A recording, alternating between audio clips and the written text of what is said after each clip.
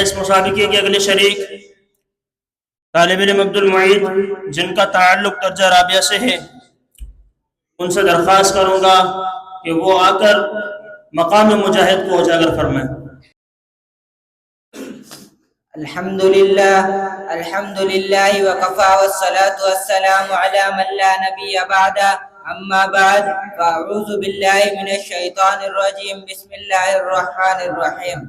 وقال اللہ تبارک وتعالی فی القرآن المجید، فضل اللہ المجاہدین باموالہم وانفسہم علی القائدین درجہ، صدق اللہ العظیم۔ وقال النبی صلی اللہ علیہ وسلم، اعلموا ان الجنة تحت ظلال السیوف، او کما قال علیہ السلام۔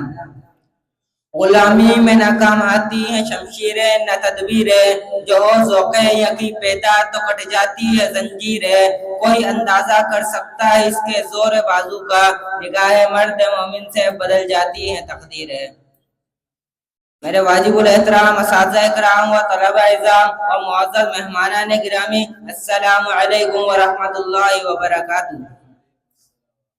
آج میں آپ حضرات کے سامنے اس تقریری مسابقے میں مجاہد کے مقام کو اجاگر کرنے لگا ہوں۔ سامعین گرامی، اس دنیا میں جب تک مسلمان کتاب الطہارت، کتاب الصلاۃ، کتاب الزکوٰۃ، کتاب الصوم کی طرح کتاب الجہاد پر عمل پہ رہتے تو پوری دنیا میں ان کا تسلط و غلبہ رعب و دبدبہ نمایاں طور پر نظر آتا تھا، لیکن جب اس کتاب کو پسے پل ڈال دیا گیا تو پوری دنیا میں ظلم و بربریت کا نشانہ بنتے چلے گئے، جس کی نوبت آج علماء حق کی شہادت ہے۔ کروڑوں مسلمانوں کی موجودگی میں مساجد و مدارس کا تقدس پامال ہونے لگا ہے۔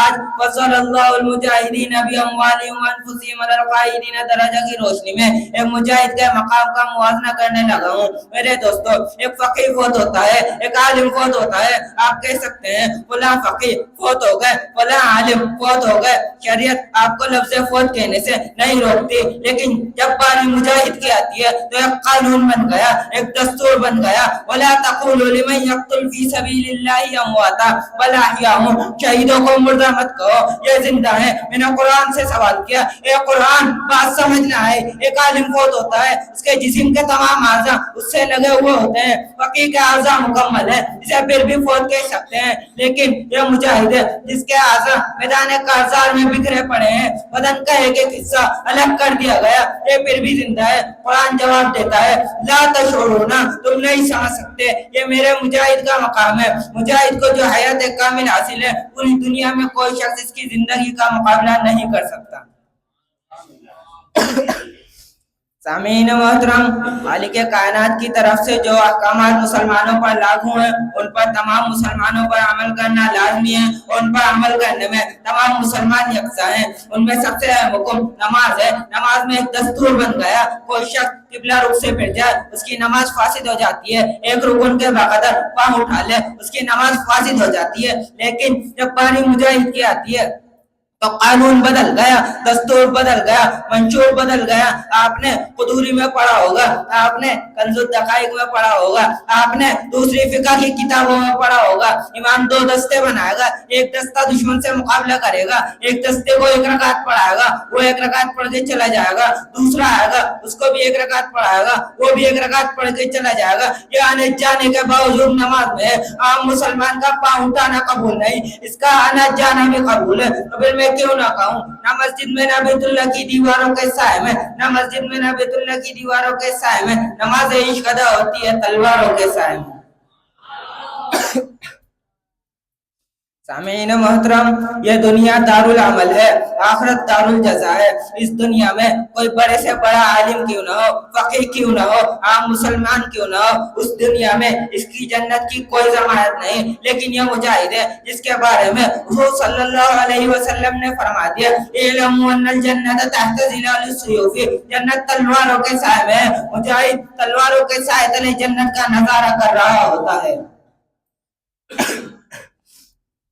سامعین محترم، اب میں ایک سوال کرنا چاہوں گا، آخر آج یہ عظیم آواز منبر و محراب سے لگنا کیوں بند ہو گئی؟ مجھے جواب دیا چاہتا ہے، ہماری طاقت کمزور ہے، ہماری قوت کمزور ہے، تو میں سوال کروں گا، اگر فتح و شکست کا دار و مدار قوت پر ہے، طاقت پر ہے، تو پھر اس آیت کا کیا مطلب ہے؟ وَلَقَدْ نَصَرَكُمُ اللَّهُ بِبَدْرٍ وَأَنْتُمْ أَذِلَّةٌ، بدر کے میدان میں قوت بھی نہ تھی، طاقت بھی نہ تھی، مال بھی نہ تھا, تعداد بھی نہ تھی, اس کے باوجود بھی اللہ نے مدد کر کے دکھائی, فتح حاصل ہوئی. اگر فتح شکست کا دارومدار قوت مالیہ پر ہے تو حنین کے میدان میں مال کی بھی کثرت تھی, تعداد کی بھی کثرت تھی, اس کے باوجود بھی شکست ہو گئی. تو معلوم ہوا فتح و شکست کا دارومدار قوت مالیہ پر نہیں, قوت ایمانیہ پر ہے. اگر دل میں ایمان مضبوط ہو تو کوئی طاقت قوت ایمانیہ کا مقابلہ نہیں کر سکتی. تو میں آج کے جوانوں سے کہتا ہوں, اٹھ شیر مجاہد ہوش میں آ, تعمیر خلافت پیدا کر. تم فرقہ ہوتا ہے, اب ایک جماعت پیدا کر تو بھی ترقی دنیا میں. اسباب تجارت پیدا کر, قارون کی دولت ٹکرا دے, عثمان کی دولت پیدا کر. اسلام قدم کیوں بڑھتا ہے, کفار سے پھر کیوں ڈرتا ہے, اسلام کا نام نہ لے تو, شوق شہادت پیدا کر. وما علینا